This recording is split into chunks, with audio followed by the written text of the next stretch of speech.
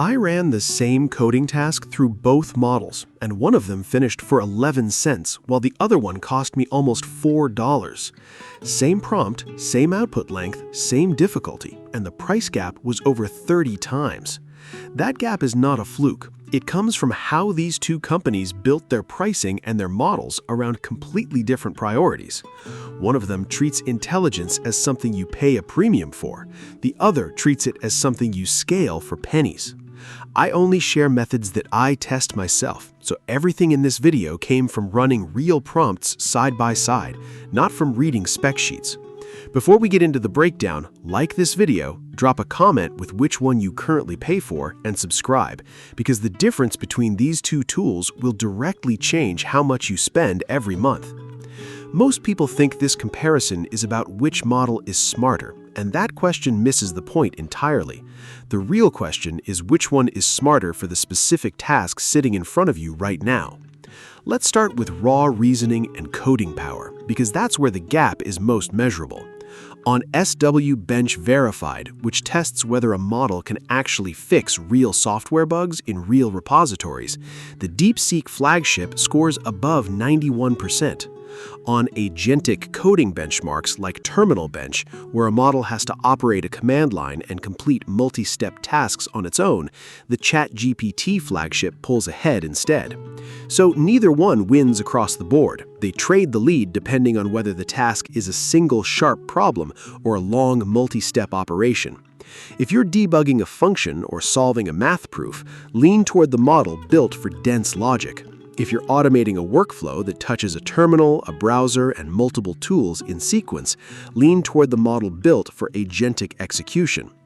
Now let's talk about the number that actually changes your monthly bill, and this is where it gets extreme. The cheaper flagship prices its output tokens at under 30 cents per million.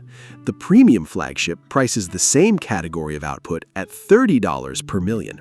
That's not a small discount. That's more than 100 times the cost for the same volume of generated text. If you're a solo creator running a few hundred prompts a day, you probably won't feel that gap.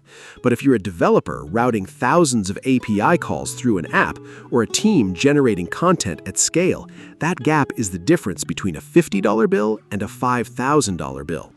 This is exactly why so many startups quietly switched their back-end model in the last few months without telling their users.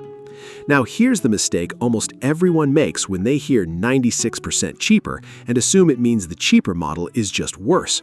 That assumption is wrong, and it's costing people real accuracy in the wrong direction. The lower-cost model is currently winning specific coding evaluations outright, so cheap does not mean weak here.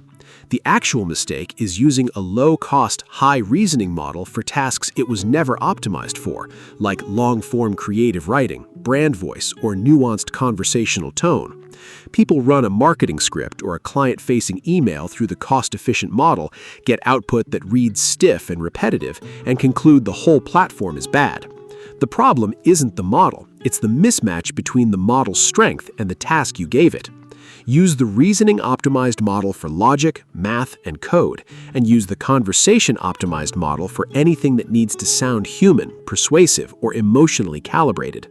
Mixing those two up is the single most common way people waste money and get worse output at the same time. Let's move into context windows, because this affects anyone working with long documents or large code bases. One flagship now supports a context window over 1 million tokens, which means it can hold an entire code base or a full book manuscript in a single conversation without losing earlier details. The other side has been narrowing that gap too, but the practical difference shows up when you're feeding in massive files, contracts, or research papers in one shot. If your work involves dumping huge documents into a single prompt and asking for analysis across all of it, check the current context limit before you commit to a workflow, because this number changes every few months.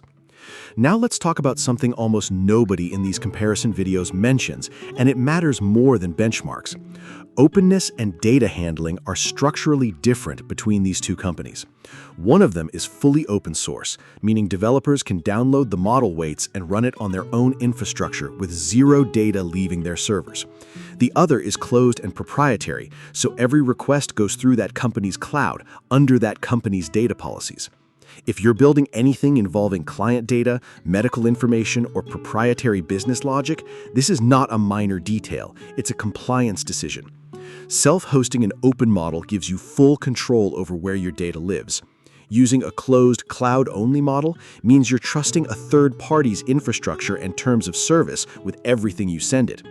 Neither approach is automatically wrong, but you need to know which one you're actually using before you put sensitive information into a prompt. Here's the golden tip, and this is the part that will actually change how you use both of these going forward. Stop picking one platform and stop asking which one is better overall, because that question doesn't have a single answer anymore.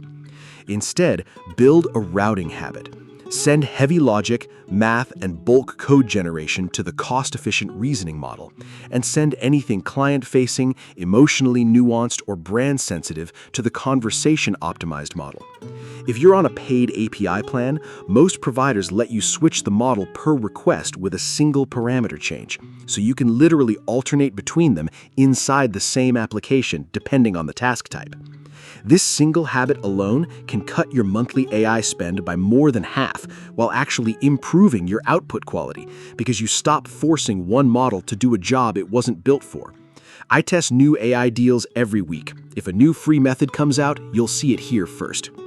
Before you go, here's something most people get wrong about free access to either of these tools.